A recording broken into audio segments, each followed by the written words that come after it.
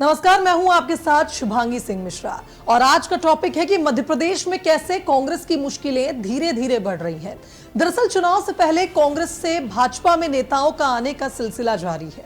नेताओं के इस कदम से ऐसा लगता है कि चुनाव आते आते कांग्रेस के दिग्गज बीजेपी में शामिल हो चुके होंगे। इससे कांग्रेस को लोकसभा चुनाव में विपरीत परिस्थितियों का सामना भी करना पड़ेगा।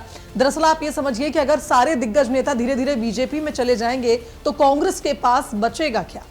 यह भी कहना गलत नहीं होगा कि इस बार के लोकसभा चुनाव में कांग्रेस को जीत के लिए कड़ी चुनौतियों का सामना करना पड़ सकता है।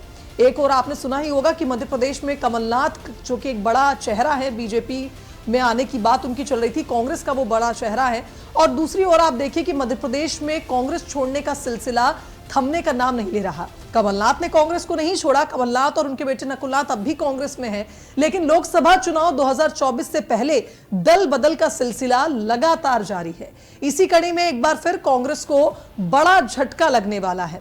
दरअसल कांग्रेस के कई दिग्गज नेता भारतीय जनता पार्टी की ओर अपने कदम बढ़ा रहे हैं।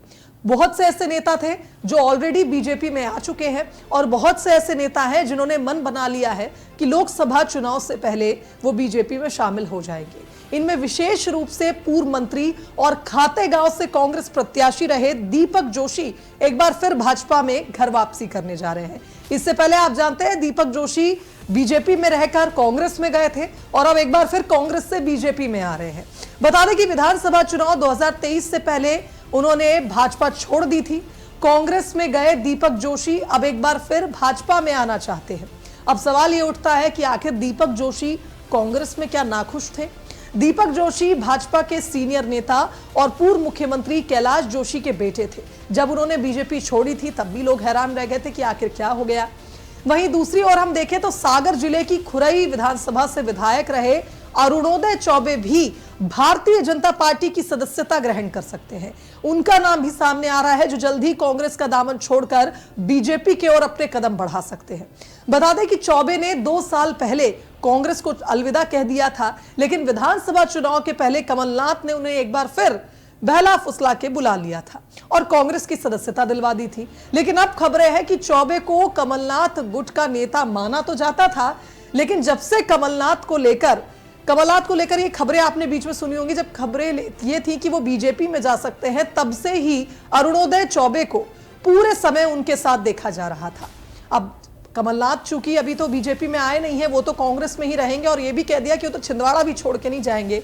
लेकिन चौबे ने हाल ही के दिनों में सागर लोकसभा सीट से अपनी दावेदारी वापस ले ली थी, जिससे अब कयास लगाए जा रहे हैं कि शायद अरुणोदय चौबे बीजेपी में जाने वाले हैं।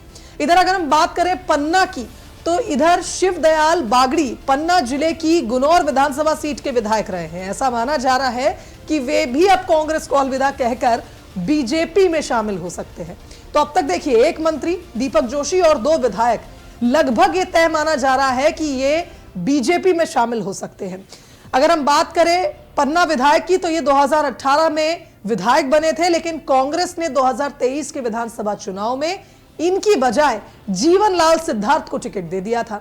तब से ही बागड़ी लगातार नाराज चल रहे थे और कुल मिलाकर यह कहा जाए कि आगामी चुनाव में कांग्रेस को कई चुनौतियों का सामना इसलिए करना पड़ेगा क्योंकि जो ये 3 चेहरे हमने बताए हैं, इनका क्षेत्रीय दबाव काफी ज्यादा है, क्षेत्रीय प्रभाव काफी ज्यादा है और क्योंकि दिग्गजों की नाराजगी का फायदा बीजेपी को लगातार मिल रहा है दल बदल के जरिए, तो अब कांग्रेस के लिए 2024 में होने वाले लोकसभा की राह इतनी आसान नहीं होगी।